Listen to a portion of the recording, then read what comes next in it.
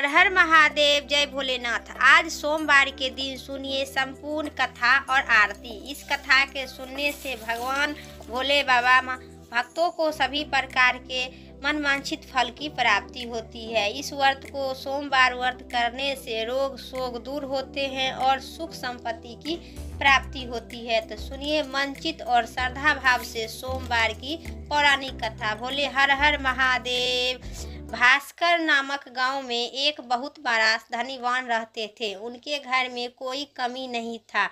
उसे केवल एक ही दुख था कि उनके कोई पुत्र नहीं थी। वह रात दिन वह चिंता करते थे। वह पुत्र पाने की कामना में प्रत्येक सोमवार के को शिव जी का व्रत और पूजन करता था तथा संध्या काल में शिव मंदिर जाकर भगवान शिव जी के सामने दीपक भी जलाया करता था। इसके बाद भक्ति भाव को देखकर एक दिन माता पार्वती जी ने भगवान शिव से कहे, हे प्रभु, यह साहूकार आपका अत्यधिक भक्त है और सतदेव आपका व्रत और पूजन श्रद्धा पूर्वक करता है। आपको इसकी मनोकामना पूर्ण करना चाहिए। माता पार्वती की बात सुनकर शिवजी ने कहे, हे पार्वती, यह संसार कर्म क्षेत्र है। जिस प्रकार किसान खेत में बीज बोता है उसी प्रकार इस संसार में हर व्यक्ति अपने कर्मों के अनुसार फल भोगता है। तब माता पार्वती ने अत्यधिक आग्रह के साथ कहे, हे प्रभु, यह साहूकार आपका आनंद भक्त है और यदि इससे कोई दुख है तो वह आपको आवश्यक दूर करना चाहिए, क्योंकि आप सतदेव अपने भक्तों पर दया रखकर उनके दुख की दूर करते हैं। यदि आप ऐसा नहीं करेंगे तो मनुष्य आपकी क्यों सेवा और व्रत करेगा। माता पार्वती की ऐसा आग्रह देखकर भगवान शिव ने कहे, हे पार्वती, इस साहूकार की कोई पुत्र नहीं है। इसी चिंता में यह दुखी रहता है। इसके भाग में पुत्र न होने पर भी इसे पुत्र की प्राप्ति का वर देता हूँ, पर इस पुत्र की आयु केवल 12 वर्ष तक ही रहेगा। इसके पश्चात यह पुत्र मृत्यु की प्राप्त हो जाएगा। इसके लिए इससे अधिक मैं और कुछ नहीं कर सकता हूँ। यह संसार वर्तमान साहूकार का बातचीत सुनकर साहूकार सुन रहा था। इससे उसे न तो कोई दुख न कोई प्रसन्नता हुई और न ही कोई दुख का हुआ। वह पहले की तरह भगवान शिव जी की व्रत और पूजन करता रहा। कुछ समय बीतने पर साहूकार की स्त्री गर्भवती हुई और 10वें महीने में हुए एक अति सुंदर पुत्र की प्राप्ति हुआ। साहूकार के घर में बहुत खुशी की मनाई गई। साहूकार ने निर्धन तथा ब्राह्मणों को अन्य वस्त्र धन का दान भी किया। उसके बाद किसी को कुछ भी पुत्र की आयु की भेद नहीं बताया। जब वह बालक 11 वर्ष का हो गया तो उसे बालक की माता ने साहूकार बालक को विवाह इत्यादि के लिए आग्रह किए, लेकिन साहूकार ने कहा कि जब अभी इसका विवाह नहीं करूँगा, इसे पढ़ने के लिए काशीपुर भेज दूँगा। फिर साहूकार ने अपने साले अथवा बालक को मामा के बुलाकर और उसे बहुत सा धन देकर और कहा, तुम इस बालक को पढ़ने के लिए काशीपुर ले जाओ और रास्ते में जिस स्थान पर रुको वहाँ यज्ञ तथा ब्राह्मणों को भोजन करवाओ। बाद में जाना। वे दोनों मामा भांजे यज्ञ कराते और ब्राह्मणों को भोजन करवाते हुए जा रहे थे। रास्ते में प्रताप नगर नामक एक शहर पड़ा। उस शहर में राजा की पुत्री का विवाह इसलिए इसी शहर के इच्छा अच्छी तरह से सजाया गया था। दूसरे राजा का लड़का जो राजकुमार के विवाह के लिए बारात लेकर आया था, वह एक आंख से अकनाह था। उसका पिता इस बात में बहुत चिंतित था कि कहीं वर को देखकर कन्या के माता पिता विवाह का इनकार न कर दे। इसलिए साहूकार के पुत्र अति सुंदर देखकर उसने मन में विचार किया, क्यों न दरवाजे के सामने इस लड़के को वर बनाकर ले जाया। ऐसा मन में विचार करके वर के पिता ने पिता ने उस लड़के और उसके मामा से बात की तो वे दोनों तैयार हो गए। फिर उस लड़के को दूल्हे के कपड़े पहनाकर तथा घोड़ी पर चढ़ाकर दरवाजे पर ले गया और सारा कार्य संपन्न हो गया, पूरा हो गया। फिर वर के पिता ने सोच लिया कि विवाह कार्य भी इसी लड़के के से करा दिया जाए तो ऐसा सोचकर उसने लड़के और उनके मामा से कहा, यदि आप फेरे और कन्यादान के काम को भी पूरा कर दे तो आपकी बड़ी ही कृपा होगी। उन्होंने स्वीकार कर लिए और विवाह कार्य भी अच्छी तरह संपन्न हो गया। परंतु जाते समय लड़के ने राजकुमारी की चुंदरी के पल्ले पर लिख दिया कि तुम्हारा विवाह तो मेरे साथ हुआ है, लेकिन जिस राजकुमार के साथ तुम्हें भेजा जाएगा वह एक आंख से कना है। मैं काशीपुर पढ़ने जा रही हूँ। लड़के के जाने के बाद उस राजकुमारी ने अपनी चुंदरी पर ऐसा लिखा हुआ पाया तो उन्होंने राजकुमार के साथ जाने से इनकार कर दिए और कहे कि यह मेरा पति नहीं है, मेरा विवाह इसके साथ नहीं हुआ है, मेरा पति तो काशीपुर पढ़ने गई है। राजकुमारी के माता पिता भी अपनी पुत्री को विदा नहीं किए और बारात खाली हाथ लौट गया। उधर साहूकार का लड़का और उनका मामा काशीपुर पहुंच गए। वहां जाकर उन्होंने यज्ञ कराना और लड़के ने पढ़ना शुरू कर दिया। जब लड़के की आयु 12 वर्ष की हो गई तो उनकी मृत्यु का दिन सामने आ गया। लड़के ने मामा को इस बारे में कुछ भी नहीं पता था। उस दिन उन्होंने यज्ञ का आयोजन किए और किया हुआ था कि लड़के को अपने मामा से कहा, मामा जी आज मेरी तबीयत कुछ ठीक नहीं लग रहा है। मामा ने कहा कि अंदर जाकर लेट जाओ। लड़का अंदर जाकर लेट गया और थोड़ी देर में उसके प्राण निकल गया। यज्ञ के बीच में जब मामा ने आकर देखा तो मृत अवस्था में पड़ा था तो उन्होंने बहुत दुख हुआ। उन्होंने यज्ञ की कार्य अधूरा रह जाने से डर से कुछ भी नहीं कहे और संयम रखा। फिर यज्ञ का कार्य समाप्त हो गया। ब्राह्मणों के चल जाने के बाद उन्होंने रोना पीटना आरंभ कर दिए। संयोग से उसी समय शिव और माता पार्वती उधर से जा रहे थे।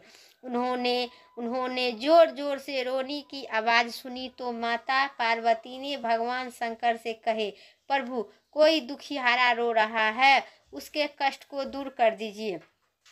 तब जब शिव पार्वती ने उनके सामने जाकर देखा तो वह लड़का मृत पड़ा था। पार्वती जी बोली, प्रभु यह तो ज्वालापुर नगर के साहूकार का लड़का है जो आपके वरदान से उत्पन्न हुआ था। शिव जी ने बोले, हाँ पार्वती, इसकी आयु इतना ही थी और आयु पूरा हो जाने के कारण यह मर गया। तब माता पार्वती ने कहे, हे प्रभु आप इस बालक को आयु और बढ़ा दीजिए, नहीं तो इसके माता पिता तरफ के मर जाएंगे। माता पार्वती बार बार आग्रह करने पर भगवान शिव ने उनको जीवित कर दिए और शिव जी की कृपा से लड़का ओम नमः शिवाय कहते हुआ उठकर गया। भगवान शिव और माता पार्वती फिर कैलाश को चल गए। तब से लड़का और उनका मामा उसी प्रकार यज्ञ करते तथा ब्राह्मणों को भोजन करवाते हुए अपने घर की ओर चल दिए। रास्ते में फिर प्रताप नगर पहुँचे और वहां पर आकर उन्होंने यज्ञ आरंभ कर दिया। तब जब वहां का राजा उधर से गुजर रहे थे तो उन्होंने लड़के को तुरंत पहचान लिए और अपने महल में ले जाकर उन्हें दोनों का बहुत आदर सत्कार किए। साथ ही बहुत सा धन आभूषण देकर और वस्त्र देकर उन्होंने अपनी राजकुमारी के साथ विदा कर दिए। जब वे अपने शहर से निकट पहुँचे तो मामा ने कहा कि मैं पहले तुम्हारे घर जाकर सूचना दे आता हूँ कि जब उस लड़के का मामा ने पहुंचा तो साहूकार और उनकी पत्नी घर के छत पर बैठल थे और उन्होंने यह प्रण कर लिया था कि यदि हमारा पुत्र सकुशल लौट आया तो हम नीचे आएंगे, नहीं तो छत पर से कूदकर अपने प्राण त्याग देंगे। इतना ही में उस लड़के का मामा ने आकर बताया कि आपका पुत्र सकुशल वापस आ रहा है, तो उनकी विश्वास नहीं हुई। तब मामा ने शपथ पूर्वक कहा कि आपका पुत्र अपनी स्त्री के साथ आ रहा है। तो सेठ अपनी पत्नी और संग संबंधित के साथ नगर द्वार तक आया और आनंद के साथ उनका स्वागत कर उन्हें अपने घर ले आए। वे बड़ी ही प्रसन्नता के साथ रहने लगे। इसी प्रकार जो व्यक्ति सोमवार का व्रत करेगा, भगवान शंकर, माता पार्वती का पूजन करता है अथवा उसे कथा का पढ़ता है एवं सुनता है, उनके सारे दुख दूर होते हैं और उनकी समस्त मनोकामना पूर्ण होती है। बोलिए माता पार्वती भोले बाबा की जय। अब सुनिए आरती। जय शिव ओमकारा, ओम जय शिव ओमकारा, ब्रह्मा विष्णु सदा शिव अर्धांगी धारा। जय शिव ओमकारा, एकानंद चतुरानंद पंचानंद राजे हो बाबा, पंचानंद राजे। हंसासन गरुड़ासन विषवाहन छाजे। ओम जय शिव ओमकारा, दो भुजी चारि चतुरी भुजी, दसी भुजी अति सोहे हो बाबा, दसी भुजी अति सोहे। त्रिभुवन रूप निरखता, त्रिभुवन जनि मोहे। जय शिव ओमकारा, अक्षिमाला वनमाला मुंडमाला धारी हो स्वामी, मुंडमाला धारी। चंदन मिग मग सोहे, चंदन मिग मध शोभे, भोले शिशिधारी। जय शिव ओमकारा, श्वेतांबर पीतांबर बाघंबरी अंगे हो बाबा, बाघंबर अंगे। सनिकाधिकी गरुनाधिकी भूताधिकी संगे। जय शिव ओमकारा, हर हर पार्वती प्यारा।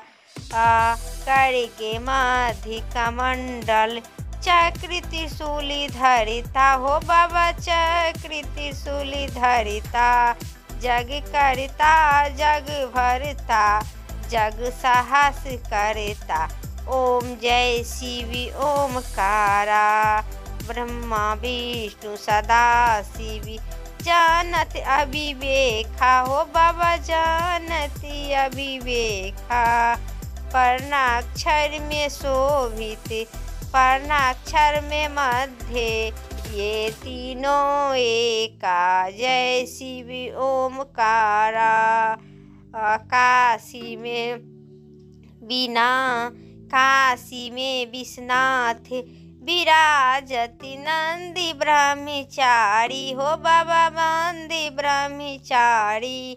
नीति उठी भोग लगावत, महिमा अति भारी। जय शिव ओमकारा, त्रिभुवन शिव जी की आरती जो कोई नरी गावे हो बाबा, जो कोई नरी गावे।